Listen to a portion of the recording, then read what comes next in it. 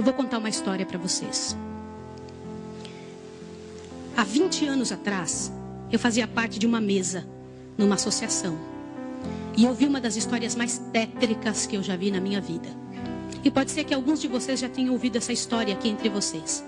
E se já ouviram, vão lembrar comigo essa história com dor. Uma certa ocasião, numa igreja de um certo lugar no Brasil, uma mocinha pediu licença para conversar lá na frente, no microfone. Ela frequentava a igreja um ano e pouco. E ela pegou o microfone da mão da moça que estava terminando a escola sabatina e falou: eu tenho que contar para vocês um pecado meu. E as pessoas paralisadas olhando ela falar.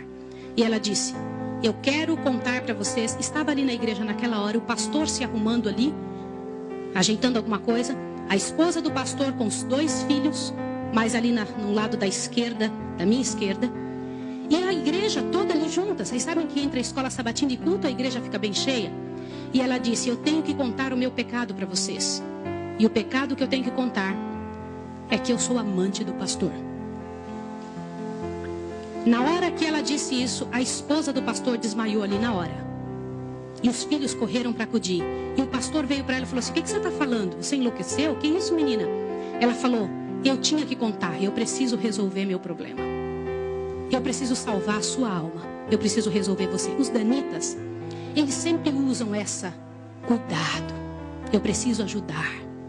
Sempre usam a palavra da ajuda, viu?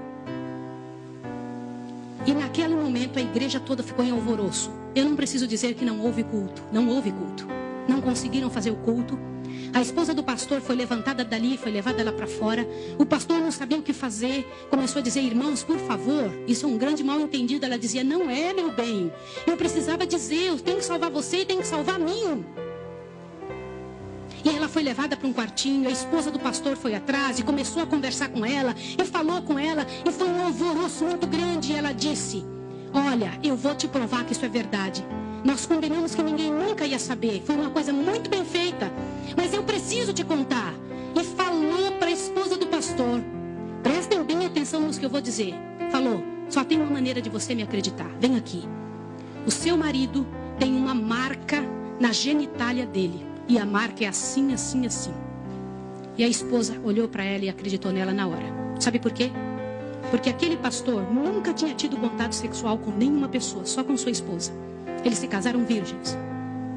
E ela disse: ninguém sabe disso. Como é que essa moça sabe? Consegue imaginar o que é isso? E ela também nunca tinha contado isso para ninguém. E ela pegou a esposa do pastor, passou a acreditar. E ela contou detalhes sobre o corpo do pastor, detalhes sobre ele, até de coisas que ele falava enquanto dormia. Preste atenção. Eu não preciso dizer para vocês que aquele casamento acabou. A igreja todinha daquele pastor entrou num estado de bancarrota que vocês não têm ideia. Uma palavra, como diz Tiago, pode estragar a vida de uma pessoa para sempre. Sabe quantos anos se passou dessa história? Até que eu fiquei sabendo, isso foi há 20 anos atrás que eu fiquei sabendo. Já tinha se passado 20 anos que isso tinha acontecido. Por que eu fiquei sabendo dessa história? Foi numa mesa, numa comissão, numa associação. O presidente um dia nos chamou e disse o seguinte: irmãos, eu preciso da ajuda de vocês e oração por algo. O que foi? Há 20 anos atrás aconteceu a história de um pastor e contou toda a história para nós. Foi numa igreja assim, assim, assim, e nós tiramos a credencial desse pastor.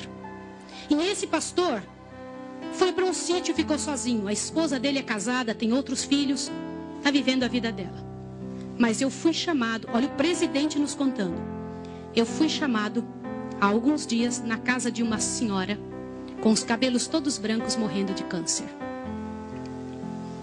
E essa mulher morrendo de câncer pediu muito para falar com um pastor. Mas tinha que ser o presidente da igreja adventista. E eu fui até lá porque eu sou o presidente. Quando eu cheguei lá, a mulher me contou que ela tinha sido a moça que tinha falado aquilo do pastor. A amante, a suposta amante do pastor. E ela contou para o presidente que ela havia inventado toda essa história. Mas como que ela sabia dos detalhes do corpo do pastor? Na ocasião, em que ela tinha se apaixonado pelo pastor. Ela trabalhava como faxineira dentro do hospital. E o pastor foi internado, prestem atenção, internado para uma cirurgia de apêndice e passou muito mal. E ela era amiga de uma enfermeira. E entrou dentro do quarto junto com a enfermeira, destampou o corpo do pastor e olhou o corpo do pastor todo, durante o tempo em que o pastor estava dentro do hospital em coma. E quando o pastor falava algumas coisas, ela ouviu o que o pastor falou e ela olhou os detalhes do corpo do pastor e guardou. Satanás plantou na cabeça dela 1 ano e ela formulou e acabou com a vida do pastor. E o presidente pegou uma credencial, foi lá no sítiozinho onde o pastor o coitado daquele pastor, o caluniado, estava, e chegou para ele e falou, junto com uma comitiva dos irmãos: pastor, eu vim aqui te entregar a sua credencial de novo, nós descobrimos que era mentira. Sabe qual foi a resposta do pastor, irmão? O pastor disse assim: vocês me devolvem minha família e meus filhos também? Vocês me devolvem minha reputação? Se vocês não devolverem junto, eu prefiro ficar aqui. E esse pastor, uns dias atrás, eu soube que ele morreu lá naquele lugar.